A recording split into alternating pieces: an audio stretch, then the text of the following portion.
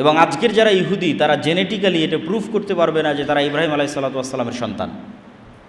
কেন ইব্রাহিম আলাইহিসসালাম সাদা চামড়ার নন, তথা ইউরোপ এবং আমেরিকার মানুষের গায়ের যে চামড়ার রং এটা ইব্রাহিম আলাইহিসসালামের গায়ের চামড়ার রং নয়। ইব্রাহিম আলাইহিসসালাম হচ্ছে নূহ আলাইহিসসালামের ছেলে সামের বংশধর, আর সামের গায়ের চামড়ার রং হচ্ছে আরব বিশ্বের মানুষের গায়ের চামড়ার রং যেমন তেমন, মেটে সাদা, ধবধবে হলদেটে সাদা নয়। ধবধবে হলদেটে সাদা হচ্ছে ইউরোপ, শীতকালীন অঞ্চল, ইউরোপ, আমেরিকা, রাশিয়া, যারা নূহ আলাইহিসসালামের সন্তান ইয়াফেসের বংশধর। তো যেহেতু ইব্রাহিম আলাইহিসসালাম নূহ আলাইহিসসালামের ছেলে সামের বংশধর, এই জন্য তার গায়ের রং বর্তমান আরব বিশ্বের মানুষের গায়ের রং যেমন তেমন। এই জন্য ঈসা আলাইহিসসালামের গায়ের রং, মুহাম্মদ সাল্লাল্লাহু আলাইহি ওয়াসাল্লামের গায়ের রং সব কাছাকাছি একই। আর বর্তমান যারা নিজেদের ইহুদি দাবি করছে এবং ফিলিস্তিনে জোরপূর্বক জায়গা দখল করছে সব সাদা চামড়া। সুতরাং জেনেটিক্যালি এটা প্রুভ করা সম্ভব নয় যে তারা ইব্রাহিম আলাইহিসসালামের সন্তান।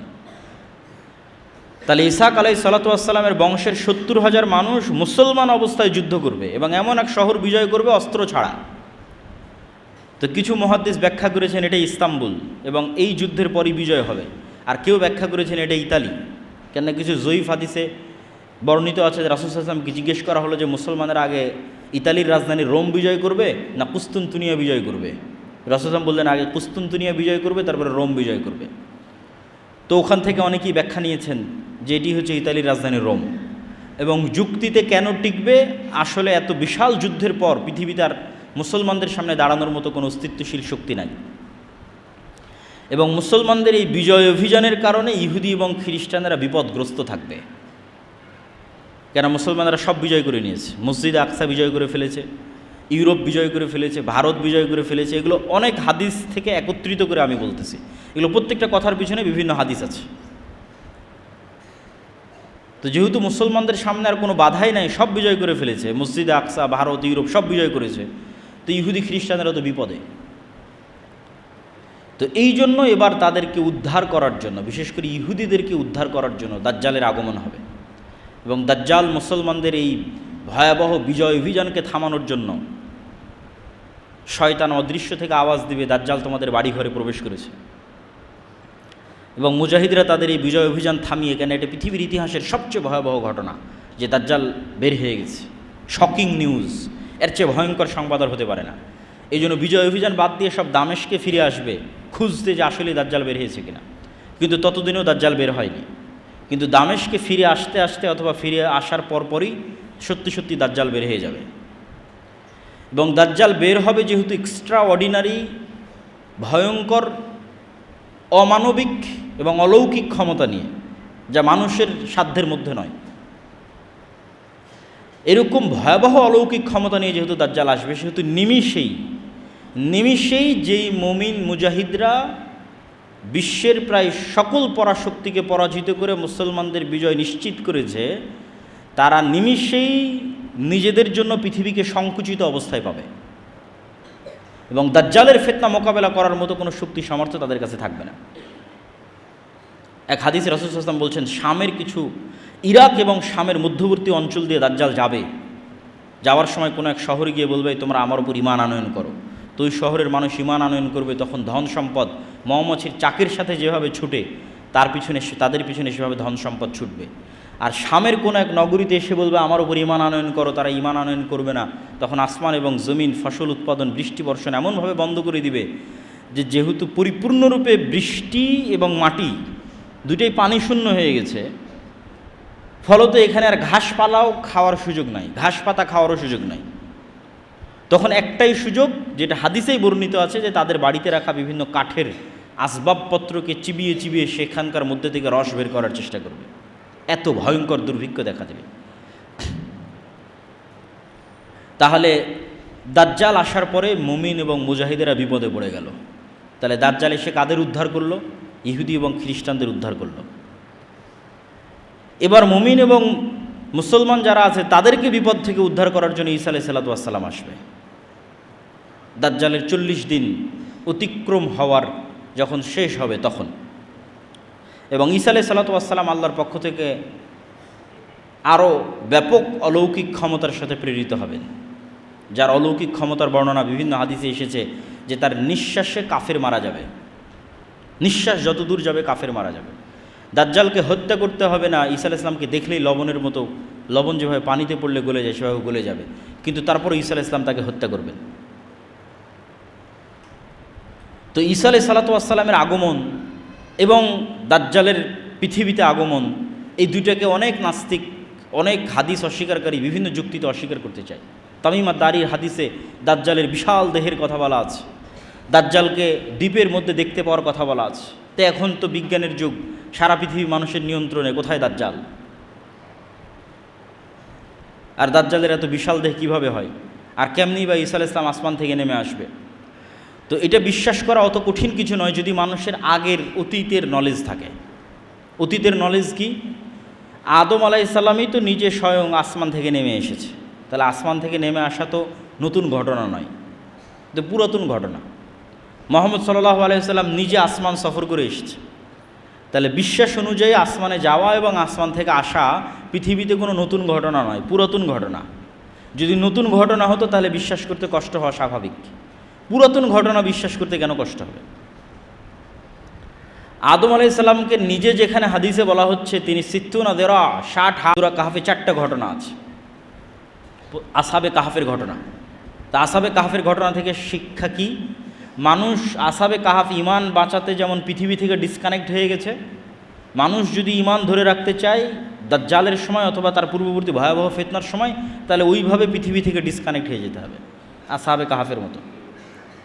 আর পরকালের প্রতি ইমান লাগবে আসহাবে উখদুদের মতো, যারা জ্বলন্ত আগুনের মধ্যে ঢুকে গেছে। কেন? ওইটা তাদের কাছে জ্বলন্ত আগুন নয়, ওইটার মধ্যে তো ওরা জান্নাত দেখতে পাচ্ছে, এটা তাদের ওসিলা জান্নাতে যাওয়ার। আপনার কাছে এটা আমি আগুনে পুড়ে মারা যাব, আর আরেকজনের কাছে আমি এইটাতে আগুনে ঢুকে জান্নাতে যাব, চিন্তার পার্থক্য। আপনার কাছে আরে এই ভয়াবহ আগুন, এই আগুনের মধ্যে ঢুকলে তো আমার অনেক কষ্ট, আর আরেকজন আর এই আগুনে ঢুকলে তো আমি জান্নাতে চলে যাব। তাহলে একজনের কাছে মৃত্যু জান্নাতে যাওয়ার ওসিলা, আর আরেকজনের কাছে মৃত্যু ভয়ের কারণ। এটাই তো বিশ্বাসের পার্থক্য। যার কাছে মৃত্যু জান্নাতে যাওয়ার ওসিলা, তথা যার পরকালের প্রতি বিশ্বাস মজবুত, তার কাছে মৃত্যু তো জান্নাতে যাওয়ার ওসিলা। তো এখন সামনে আগুন থাকুক আর যাই থাকুক সেটা তো বিষয় নয়। তাহলে পরকালের উপর ইমান যত মজবুত, ও আসহাবে উখদুদের মতো ব্যবহার করতে পারবে দাজ্জালের ফিতনার সময়, কেন? তার কাছে মৃত্যু জান্নাতে যাওয়ার ওসিলা। আর যার পরকালের উপর ইমান নাই, দুনিয়ায় যার কাছে সব কিছু, অবৈধ 1 টাকার প্রতিও যার লোভ আছে, অবৈধ 1 টাকার উপরও যার লোভ আছে, তার পক্ষে দাজ্জালের ফিতনা থেকে বেঁচে থাকা সম্ভব নয়। তো আসহাবে কাহফের ঘটনা আছে সূরা কাহফের মধ্যে। তারপরে ঘটনা আছে যুলকারনাইন, ইয়াজুজ মাজুজ। তো ইয়াজুজ মাজুজের ঘটনা তো অতীতে, তাহলে বিশ্বাস করতে কেন কষ্ট হবে? কোরআনে ইয়াজুজ মাজুজকে দেখানো হচ্ছে অতীত একটা ঘটনা হিসেবে, যে যুলকারনাইন সফর করলো, এক এরিয়ায় গেল যেখানে ইয়াজুজ মাজুজ এবং তাদেরকে আবদ্ধ করে দিল। তাহলে ইয়াজুজ মাজুজের অস্তিত্ব অতীতেই দেখা যাচ্ছে, তো ভবিষ্যতে তো অস্তিত্ব আরও সহজ। অমিন কুল্লে হাদাবি ইয়াংসিলুন, প্রত্যেকটা উঁচু জায়গা থেকে তারা দলে দলে নেমে আসবে, আল্লাহ সুবহানাহু ওয়া তাআলা কোরআন মাজিদে বলেছেন।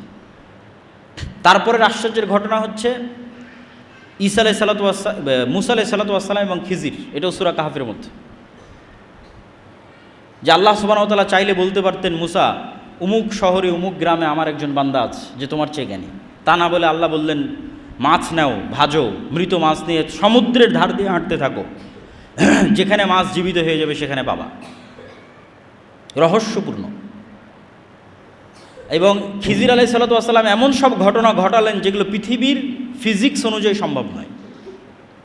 ভবিষ্যতে কোন বাচ্চা তার বাপ মাকে হত্যা করবে, সেই বাচ্চাকে তিনি অতীতে হত্যা করতেছেন। এ তো টাইম নিয়ে যত মানুষের, আধুনিক যুগে যত মানুষের বিভিন্ন গবেষণা এবং বিশ্লেষণ আছে, এবং টাইম ট্রাভেল, যে সময়ের মধ্যে সফর করা, ভবিষ্যৎ দেখে আসা, অতীতে সমাধান করা, এই ধরনের সব আশ্চর্য ঘটনা খিজির আলাইহিস সালাতু ওয়াস সালাম ঘটাচ্ছে।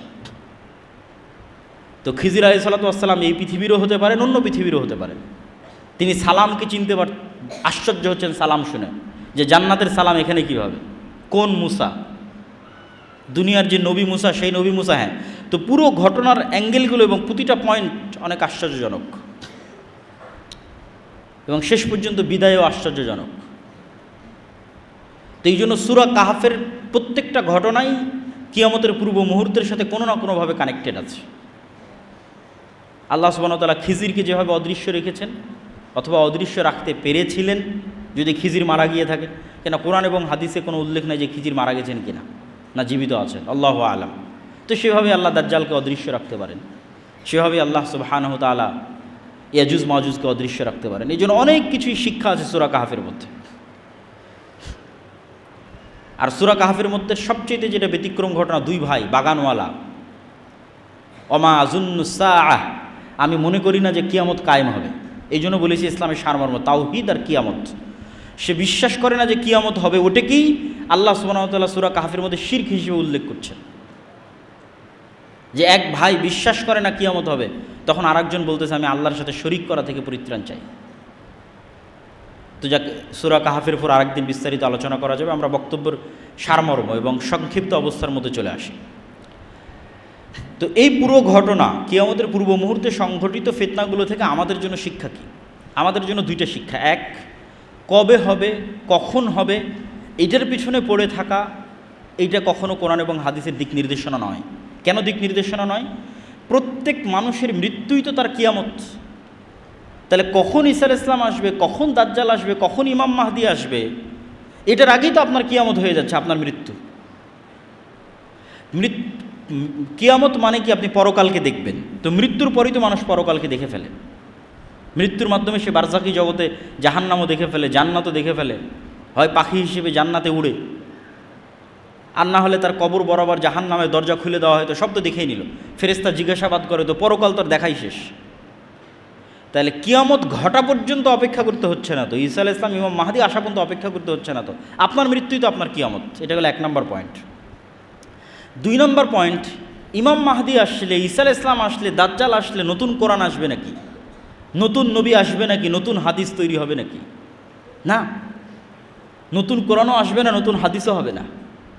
বরং এই পুরো ঘটনা থেকে আপনারা এটি দেখলেন যে ঈসা আলাইহিস সালাম আসার পূর্বেই, দাজ্জাল আসার পূর্বেই কোনো নবী ছাড়া এবং কোনো নতুন কোরআন ছাড়া এবং নতুন হাদিস ছাড়া আমার এবং আপনার মতো মুসলমানেরা বিশ্ব বিজয় করবে, 10 লক্ষ খ্রিস্টান বাহিনীকে পরাজিত করবে, মসজিদে আকসা বিজয় করবে, ভারত বিজয় করবে, ইতালি বিজয় করবে, কোনো নতুন নবী ছাড়া, নতুন কোরআন ছাড়া, আমার এবং আপনার মতো মুসলমানেরা। তাহলে যা ঘটার সেটা তো 1400 বছর আগেই ঘটে গেছে। মানে সবচেয়ে আসল ঘটনা তো 1400 বছর আগে ঘটেছে, সেটা হচ্ছে কোরআন এবং হাদিস। এবং ঈসা আলাইহিস সালামও এসে এই কোরআন এবং এই হাদিসের উপর আমল করবেন। তাহলে কাজের জিনিসটা আমার এবং আপনার কাছে আছে। আর কিয়ামতও তো নির্ধারিত, সেটা যে আমার এবং আপনার মৃত্যু। তাহলে কবে ইমাম মাহদি আসবে, সেই দিন সব কিছু হবে, এই অপেক্ষায় বসে থাকা বুদ্ধিমানের? না, যেটা আসল ঘটনা ঘটে গেছে এবং আপনার কাছে আছে, আর আমার এবং আপনার মতো মুসলমানেরা এত বড় বড় বিজয় সম্পূর্ণ করবে, তাহলে আপনি কেন চেষ্টা করবেন না? আর তো নতুন নবীও আসবে না, নতুন কোরআনও আসবে না। তাহলে আমার এবং আপনার জন্য কাজ স্পষ্ট, আমার মৃত্যু, আমার কিয়ামত, আর এই কোরআন এবং এই হাদিসের মাধ্যমে মুসলমানদের বিজয় হবে। এই কোরআন এবং এই হাদিস ফলো করেই কিয়ামতের পূর্ব মুহূর্তে মুসলমানেরা বিজয় করবে, ইমাম মাহদি বিজয় করবে, ঈসা আলাইহিস সালাম বিজয় করবে। সেই কোরআন এবং হাদিস আমাদের কাছে আছে। তাহলে এই কোরআন হাদিসকে সামনে রেখে নিজেদের জীবন গড়া এবং নিজের মৃত্যুর জন্য প্রস্তুতি নেওয়া এবং আল্লাহর দ্বীনকে বিজয় করার চেষ্টা করা, এটি হলো সবচেয়ে বড় অন্যতম মেসেজ আজকের এই বক্তব্য থেকে শিক্ষা। আর দাজ্জালের ফিতনা থেকে বাঁচার প্রস্তুতি সবসময় থাকতে হবে। কেন? কিয়ামতও যেমন হঠাৎ হবে, দাজ্জালও তেমন হঠাৎ বের হবে, বাগদাতান, হঠাৎ। রাসূল সাল্লাল্লাহু আলাইহি সাল্লামও বলেননি যে না, আমার যুগে দাজ্জাল বের হবে না, এরকম স্পষ্ট বলেননি। ইবনু সাইয়াদের হাদিসগুলো পড়ে দেখতে পারেন। ওমর রাদিয়াল্লাহু তাআলা আনহুকে রাসূল সাল্লাল্লাহু আলাইহি ওয়াসাল্লাম বলছে, এ যদি দাজ্জাল হয় তাহলে একে হত্যা করবে ঈসা আলাইহিস সালাম, আর যদি দাজ্জাল না হয় তাহলে তুমি কেন নিরপরাধ মানুষকে হত্যা করবে? একবার রাসূল সাল্লাল্লাহু আলাইহি ওয়াসাল্লাম বললেন, আরে আমার যুগে আবার দাজ্জাল বের হয় নাকি? তথা দাজ্জাল যে কোনো মুহূর্তে যে কোনো সময় বের হয়ে যেতে পারে, বাগদাতান, কিয়ামত হঠাৎ হবে। তো দাজ্জালের ফিতনা থেকে বাঁচার জন্য যেমন আল্লাহ সুবহানাহু ওয়া তাআলার কাছে দোয়া করতে হবে, ঠিক তেমনি যেই কারণে আপনি দাজ্জালের ফিতনা থেকে বাঁচবেন, ওই ধরনের দাজ্জালীয় ফিতনা, দাজ্জালুনা কাজ্জাবুনা, আসল দাজ্জালের আগে আরও 30টা দাজ্জালুনা কাজ্জাবুনা বের হবে। তো এই জন্য সত্য মিথ্যার সংমিশ্রণ এবং মুসলমানদের উপর বিপদ আসতেই থাকবে। এই জন্য ইমানের পরীক্ষায় ওই সেম জিনিসগুলোই কাজে দিবে। তাওহীদ, পুনরুত্থানের উপর মজবুত বিশ্বাস, আল্লাহর উপর মজবুত বিশ্বাস, পুনরুত্থানের উপর মজবুত বিশ্বাস। পৃথিবী সৃষ্টির 50,000 বছর পূর্বেই আসমান এবং জমিন ধ্বংসের ফায়সালাও হয়েছে, যে আসমান এবং জমিন ধ্বংস হয়ে যাবে। এবং আসমান এবং জমিনের মধ্যে যা কিছু আছে তার সকল কিছু প্রমাণ বহন করে যে আসমান এবং জমিন একদিন ধ্বংস হবে। সেই প্রমাণটা হচ্ছে আসমান এবং জমিনের মধ্যে যা কিছু আছে তার কিছুই স্থায়ী নয়, সেটা মানুষে বানাক অথবা আল্লাহ সুবহানাহু ওয়া তাআলার সৃষ্টি হোক। আল্লাহর সৃষ্টি গাছ হোক অথবা আল্লাহর সৃষ্টি ছাগল ভেড়া মহিষ হোক অথবা মানুষের তৈরি বিল্ডিং বাড়িঘর ব্রিজ কালভার্ট সেতু যেটি হোক না কেন, সবই একদিন না একদিন ধ্বংস হয়ে যায়। যেহেতু পৃথিবীর প্রতিটি সৃষ্টি পরিবর্তনশীল এবং একটা সময়ে পরিবর্তনের মাধ্যমে ধ্বংস হয়ে যায়, সেহেতু আলটিমেটলি পৃথিবীও একদিন ধ্বংস হবে। এবং এটিকেই বলা হয়েছে কিয়ামত। তো কিয়ামতের পূর্ব মুহূর্তে কিছু ফিতনা সংঘটিত হবে। সেই ফিতনাগুলোর মধ্যে সবচেয়ে বড় ফিতনা হচ্ছে দাজ্জালের ফিতনা।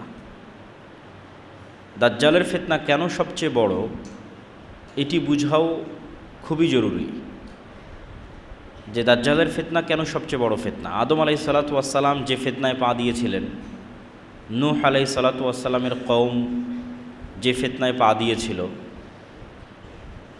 লূত আলাইহিসসালাতু ওয়াসসালামের কওম যে ফিতনায় নিপতিত হয়েছিল, আদ সামুদ থেকে শুরু করে ফিরআউন নমরুদ থেকে শুরু করে পৃথিবীতে যত ফিতনা এসেছে তার মধ্যে সবচেয়ে বড় এবং সবচেয়ে ভয়ঙ্কর ও ভয়াবহ ফিতনা হচ্ছে দাজ্জালের ফিতনা।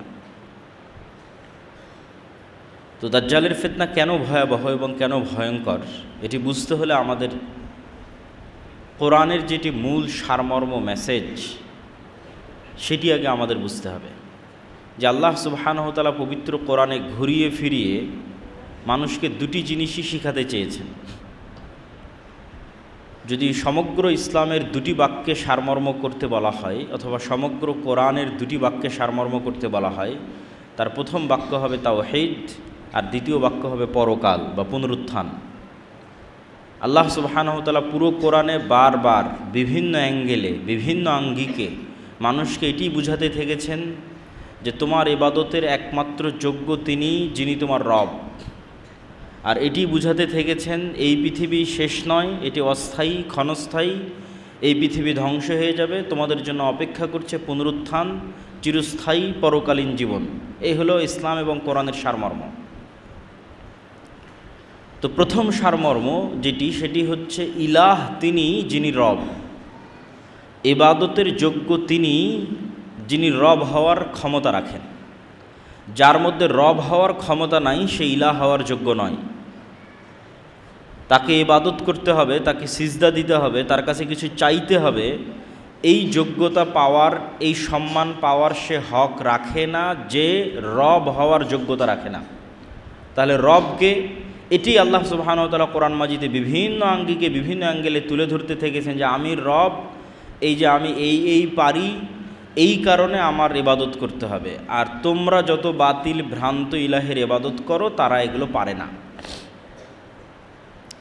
যেমন কয়েকটা উদাহরণ হিসেবে যদি তুলে ধরি, আল্লাহ সুবহানাহু ওয়া তাআলা বিভিন্ন জায়গায় বলবে আসমান থেকে বৃষ্টি বর্ষণ করে কে, আসমান জমিন সৃষ্টি করেছে কে, পৃথিবীতে পাহাড় স্থাপন করেছে কে, পৃথিবীতে নদী নালা প্রবাহিত করেছে কে।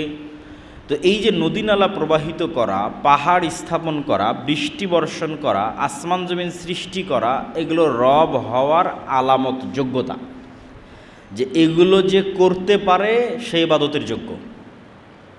তো তোমরা বলো এগুলো কে করেছে? তোমরা যদি বলো এগুলো আল্লাহ করেছে, তাহলে ইবাদতের যোগ্য আমি।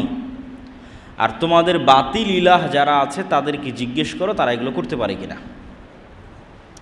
এবং আল্লাহ সুবহানাহু ওয়া তাআলা প্রশ্ন করতে করতে, চ্যালেঞ্জ দিতে দিতে এত ছোট চ্যালেঞ্জও দিয়েছেন যে তোমরা আমাকে ছাড়া যত বাতিল ইলাহের ইবাদত করো তাদেরকে বলো একটা মশা বা একটা মাছি বা একটা পিঁপড়া সৃষ্টি করতে পারে কিনা।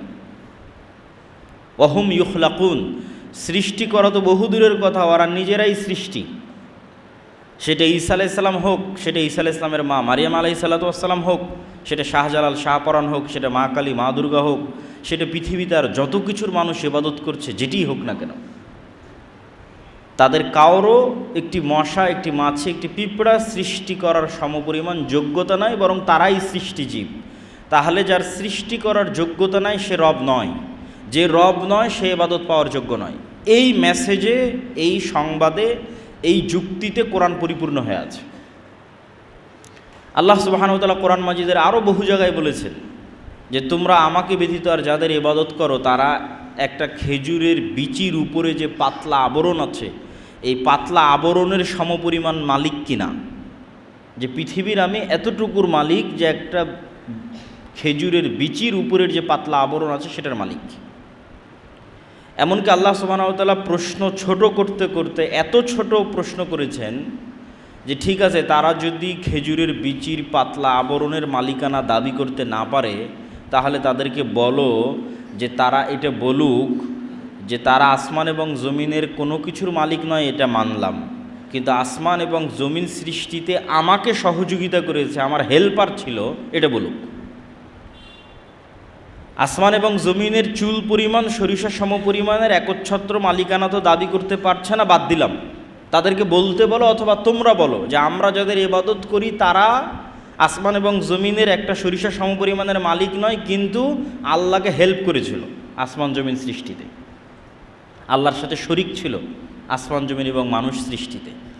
তো এই যে এইরকম যত যুক্তি তর্ক আল্লাহ সুবহানাহু ওয়া তাআলা কোরআন মাজিদে তুলে ধরেছেন, এগুলোর সবগুলোর সারমর্ম কথা হচ্ছে সে ইলাহ হতে পারবে না যার রব হওয়ার যোগ্যতা নাই।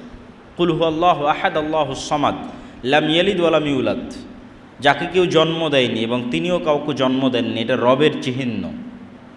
তো এই ক্যাটাগরিতে তো সবাই বাদ পড়ে যাবে। আল হাইয়্যু আল কাইয়্যুম, চিরঞ্জীব, চিরস্থায়ী, মারা যায় না। কে আছে পৃথিবীতে যে মারা যায় না? সবই তো মরে গেছে। সেটা মারিয়াম আলাইহিস সালাতু ওয়াস সালাম হোক, আর মা কালী মা দুর্গা হোক, শাহজালাল শাহপরান হোক, সবাই তো মারা গেছে। তাহলে আল্লাহ সুবহানাহু ওয়া তাআলা রব হওয়ার যে ক্যাটাগরিগুলো দিয়েছেন, এই ক্যাটাগরিতে যে উত্তীর্ণ হতে পারবে না সে ইলাহ হওয়ার যোগ্যতা রাখে না। এত এই আলোচনা করার পিছনে কারণ কি? দাজ্জালের ফিতনা কেন ভয়াবহ? এই জন্য ভয়াবহ যে আল্লাহ সুবহানাহু ওয়া তাআলা এত যুক্তি তর্ক দেওয়ার পরেও এবং এক্সিস্টিং বর্তমান পৃথিবীতে যারা আল্লাহ ব্যতীত ইলাহের দাবিদার আছে তারা কেউই রব হওয়ার প্রমাণ দিতে না পারার পরেও পৃথিবীর কয়জন মানুষ তাওহীদের অনুসরণ করে? পৃথিবীর কয়টা মানুষ শিরক মুক্ত? পৃথিবীর 600 কোটি মানুষের মধ্যে কয়জন মানুষ আল্লাহ সুবহানাহু ওয়া তাআলার এই তাওহীদের স্বীকৃতি দিচ্ছে? না খ্রিস্টানেরা, না হিন্দুরা। আর মুসলমানদের মধ্যেও নামধারী পথভ্রষ্ট বিভ্রান্ত আছে যারাও এই তাওহীদের পরিপূর্ণ বাস্তবায়ন করতেছে না। তাহলে রব হওয়ার যোগ্যতা প্রমাণ না দিতে পারার পরেও পৃথিবীর মানুষ বাতিল ইলাহের ইবাদত করতেছে, অথচ তারা রব হওয়ার প্রমাণ দিতে পারেনি। তাহলে সেই দিন কি হবে মানুষের, যেই দিন এমন বাতিল ইলাহের দাবিদার আসবে যে রব হওয়ারও প্রমাণ দিবে? সে তো দাজ্জাল। দাজ্জালের ফিতনা কেন ভয়াবহ? রব হওয়ার প্রমাণ দিতে না পারার পরেও পৃথিবীর লক্ষ লক্ষ কোটি কোটি মানুষ, পৃথিবীর 90% মানুষ বাতিল ইলাহের ইবাদত করতেছে, অথচ তারা রব হওয়ার প্রমাণ দিতে পারেনি। তাহলে পৃথিবীর মানুষের কি হবে যেই দিন দাজ্জাল রব হওয়ার প্রমাণ দিবে? বলবে কোরআনে তো আল্লাহ সুবহানাহু ওয়া তাআলা বলেছে আসমান থেকে বৃষ্টি কে বর্ষণ করে? আমি দাজ্জাল, আমি আসমান থেকে বৃষ্টি বর্ষণ করছি। এবার রব হওয়ার প্রমাণ দিয়ে দিল। ফেরাউনও যে প্রমাণ দিতে পারেনি, নমরুদও যে প্রমাণ দিতে পারেনি, যে প্রমাণ যত বাতিল ইলাহের ইবাদত করা হচ্ছে কেউ দিতে পারেনি, সেই প্রমাণ তো দাজ্জাল দিয়ে দিবে, রব হওয়ার প্রমাণ দিবে।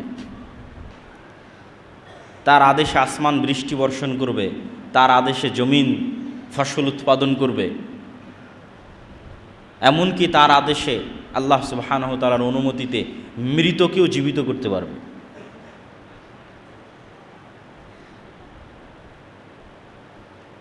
এই জন্য দাজ্জালের ফিতনা ভয়াবহ। তাহলে কোরআনের এত যুক্তি তর্কের পরেও দুনিয়াতে এক্সিস্টিং বাতিল ইলাহরা কেউ রবের প্রমাণ দিতে না পারার পরেও পৃথিবীর 90% মানুষ বাতিল ইলাহের ইবাদত করতেছে। তাহলে যেদিন দাজ্জাল এসে রব হওয়ার প্রমাণ দিবে সেদিন কয়জন মানুষ ঈমান ধরে রাখবে? এই জন্য এটা পৃথিবীর সবচেয়ে বড় ভয়াবহ ফিতনা।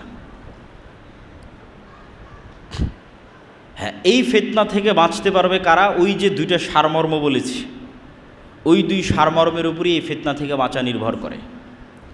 একটা সারমর্ম বলেছি তাওহীদের বিশ্বাস যাদের মজবুত, আর 2 নম্বর পরকাল এবং পুনরুত্থানের উপর যাদের বিশ্বাস মজবুত। পরকাল এবং পুনরুত্থানের উপর বিশ্বাস মজবুত ছাড়া পৃথিবীর কোনো ফিতনা থেকে বাঁচা সম্ভব নয়। এই জন্য যখনই কোরআন এবং হাদিসে ইসলামের আকীদা এবং ঈমানের সারমর্ম করা হয়েছে, তখন এই দুইটা বাক্যের উপর এসে শেষ হয়ে গেছে, মা ইউমিন বিল্লাহ ওয়াল ইয়াউমিল আখির। দুইটা বাক্য, যে আল্লাহর উপর ঈমান রাখে, পরকালের উপর ঈমান রাখে, এই দুইটা বাক্যের উপরই মানুষের ফিতনা থেকে মুক্তি নির্ভর করে। যার তাওহীদে বিশ্বাস মজবুত, যার পরকালে বিশ্বাস মজবুত। যদিও পরকাল অতি বাস্তব এবং পরকাল এত কঠিন নয়, পুনরুত্থান এত কঠিন নয় আমরা যত কঠিন মনে করি। আমি শুধু পুনরুত্থানের উপর একটা ছোট্ট কথা বলে বক্তব্যের সামনের দিকে এগিয়ে যাব, যে পুনরুত্থান কেন সহজ। আমাদের সামনে এবং চারিদিকে যত গাছ আমরা দেখতে পাই, এই উদাহরণ আল্লাহই কোরআনে দিয়েছে, আমি জাস্ট সহজ ভাষায় বুঝাচ্ছি। যত গাছ আমরা দেখতে পাই, এই গাছ মানুষের চেয়ে জীবন্ত নয়। গাছ তো কথা বলতে পারে না, হ্যাঁ গাছের জীবন আছে, এক লেভেলের এক মাত্রার জীবন, কিন্তু মানুষের জীবন তো আরও ভার্সাটাইল, আরও ব্যাপক। মানুষ বেশি জীবন্ত গাছের তুলনায়। তো গাছের যে বীজ, গাছে ফল ধরার পর যে বীজ বা বিচি, এটা মৃত। খেজুরের বীজ মৃত, যে কোনো বীজ মৃত। তাহলে যেই জিনিসটা মানুষের মতো জীবন্ত নয়, তার থেকে যে মৃত জিনিসটা বের হচ্ছে, ওই মৃত জিনিসটাও যদি মাটিতে পুঁতে দেওয়া হয় এবং সেখানে বৃষ্টি বর্ষণ হয়, তাহলে ওই মৃত থেকে আবার গাছ বের হচ্ছে। তো মানুষের মতো জীবন্ত মানুষের মেরুদণ্ড যখন মাটিতে পুঁতা থাকবে, কোনটা বেশি আশ্চর্যের?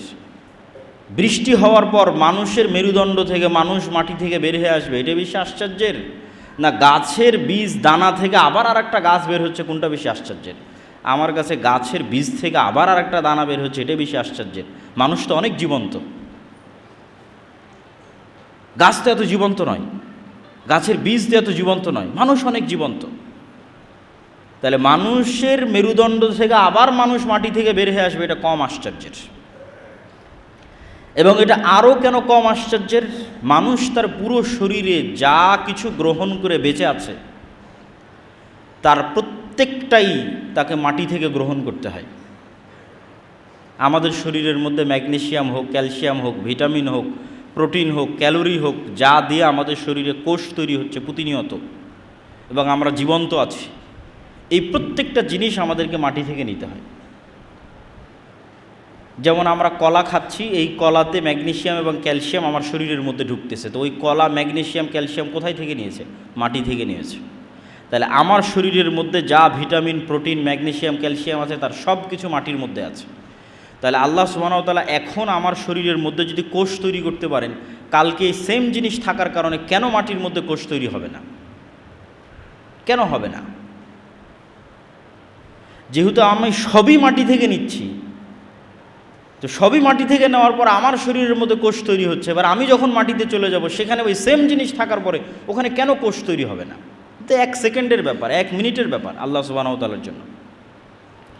এই জন্য পুনরুত্থান অতি সহজ এবং অতি বাস্তব।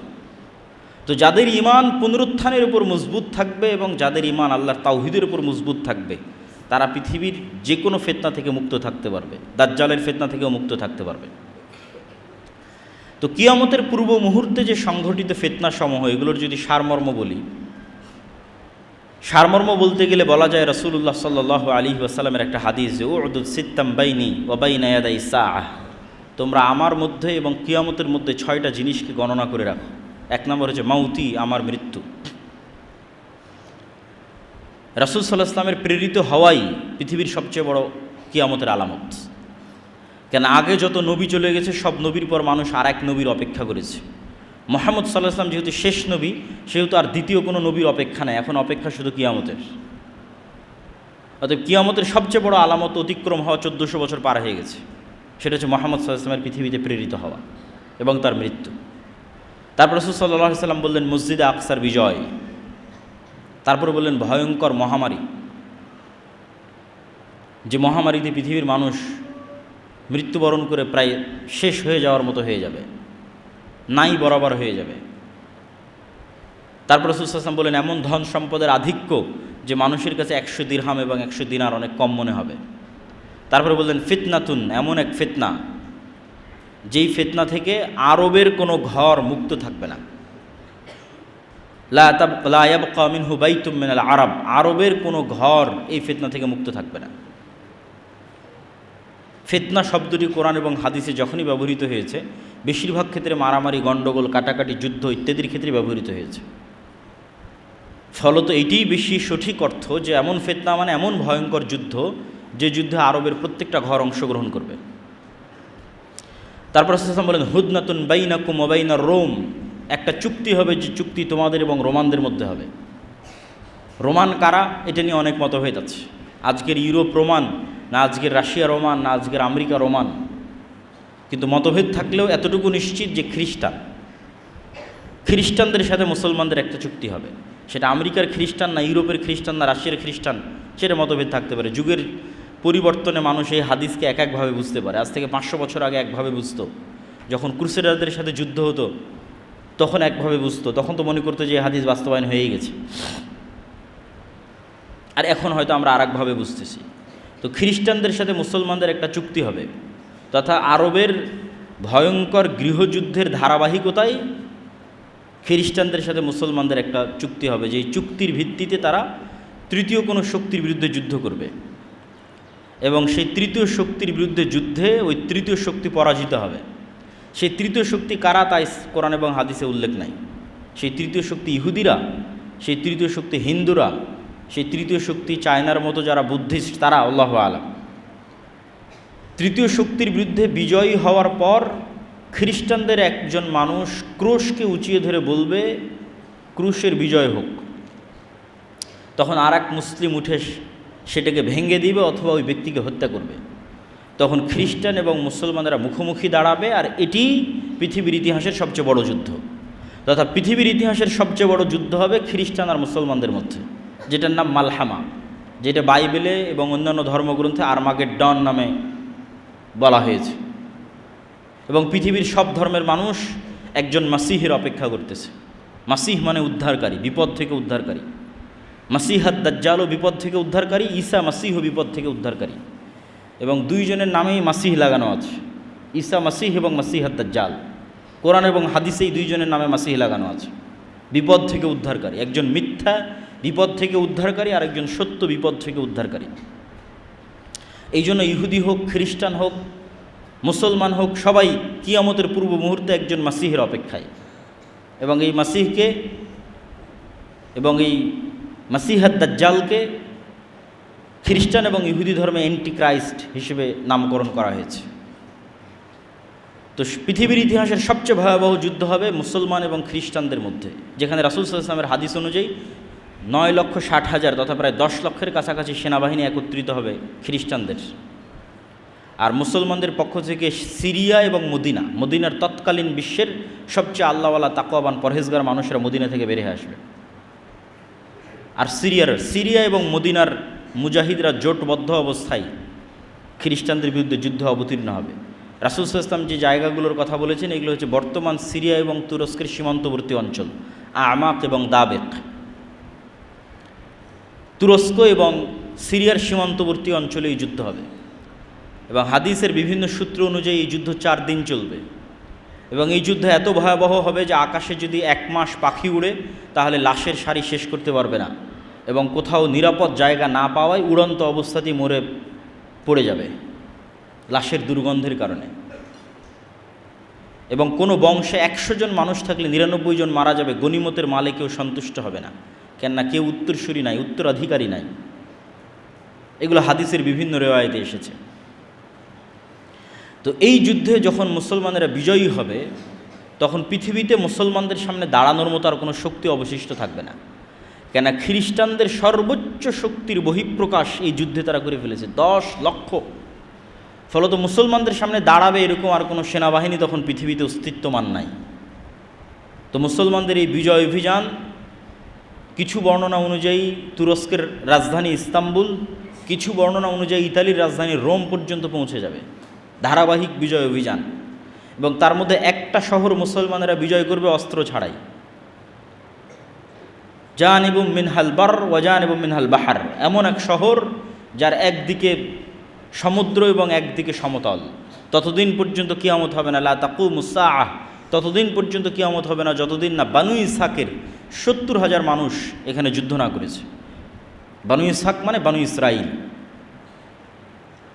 তাহলে এই হাদিস থেকে আর একটা সূক্ষ্ম জিনিস বোঝা যায় যে বানু ইসরাইলের অধিকাংশই অথবা আর কেউই ইহুদি নাই, বরং সবাই মুসলমান হয়ে গেছে।